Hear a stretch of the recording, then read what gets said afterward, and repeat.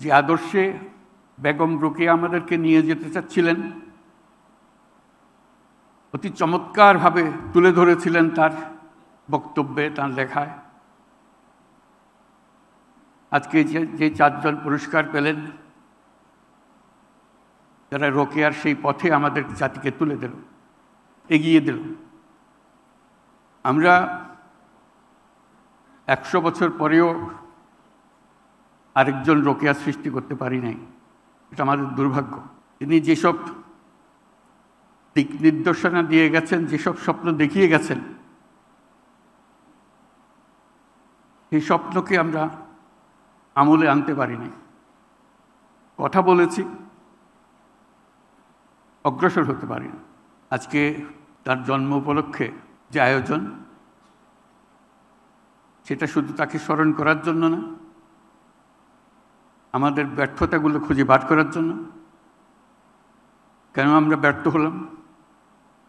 কেন এই 100 বছরেও আরও বেগম রোকেয়া আসলো না আমাদের মাঝখানে, যে আমাদেরকে পথ দেখাতো, এগিয়ে নিয়ে যেত, ধাক্কা দিত, মনে করিয়ে দিত কোন পথে আমাদের যাওয়া দরকার।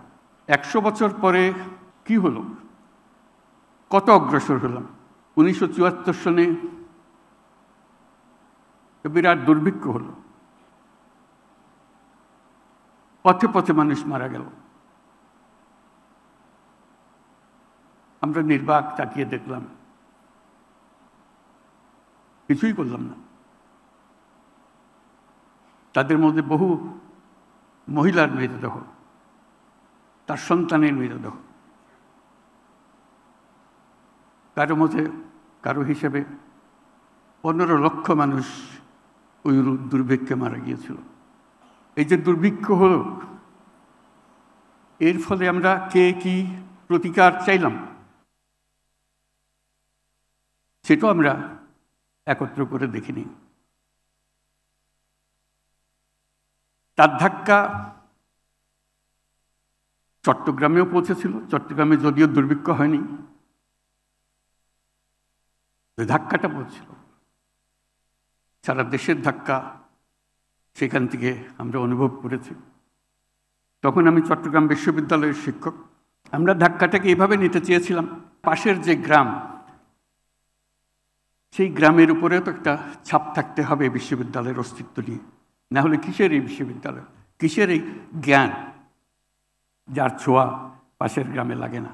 তখন ছাত্রদের নিয়ে ভাবলাম, ছাত্র এবং ছাত্রীদের নিয়ে ভাবলাম, আমরা এই জোবরা গ্রামকে চিরদিনের জন্য দুর্ভিক্ষ থেকে মুক্ত রাখব। এখানে যেন কোনো অবস্থাতেই দুর্ভিক্ষ ঢুকতে না পারে। সবাই খুশি, সবাই এক পায়ে প্রস্তুত করতে উৎসাহ সহকারে।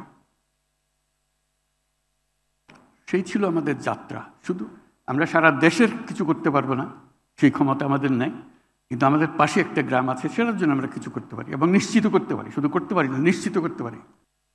সেইটার থেকে এই ঋণ কর্মসূচি শুরু হলো, যেটা পরবর্তী তার বড় আকার ধারণ করলো। এটাও সোজা ছিল না। টাকা দিতে হলে একটা নামটা লিখতে হয়, নাম তো আর খুঁজে পাওয়া যায় না, কারো নাম নাই।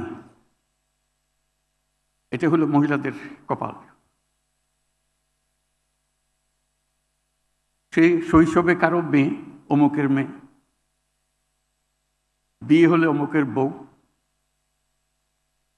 সে জানে না তার নাম কি। কোনো রকমে তার থেকে আমরা নাম্বার করতে পারি না, জানে না সে।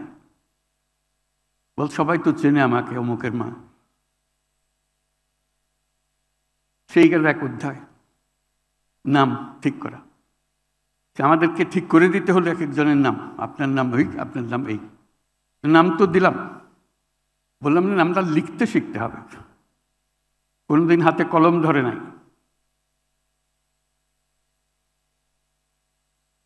তাদের হাতে একটা কাঠি ধরিয়ে দেওয়া হলো, কাগজ নাই, দুলার উপরে, মাটির দুলার উপরে লিখবে। ওই নাম লিখতে না পারলে আমরা বললাম যে তোমরা আমাদের কর্মসূচিতে নেব না, এটা বিরাট চ্যালেঞ্জ। সে ঢুকবে, এই নাম লেখাটাকে শিখতেই হবে। দিন রাত পরিশ্রম করছে, টপ টপ করে চোখের পানি পড়ছে, এবং সেই নাম লেখা সে শিখল। সগৌরবে এসে পরীক্ষা দিল, নাম লেখা দেখাইল, সবাই মিলে হাততালি দিল, সে সোজা হয়ে দাঁড়ালো। আমি এটা বলছি এই জন্য আমরা সমাজকে কিভাবে বিচ্ছিন্ন করে ফেলেছি অতি অনায়াসে, তার সত্তা, তার অস্তিত্ব অস্বীকার করে। এলো খবরের কাগজ, নিখাদ, নির্ভীক, নিরপেক্ষ।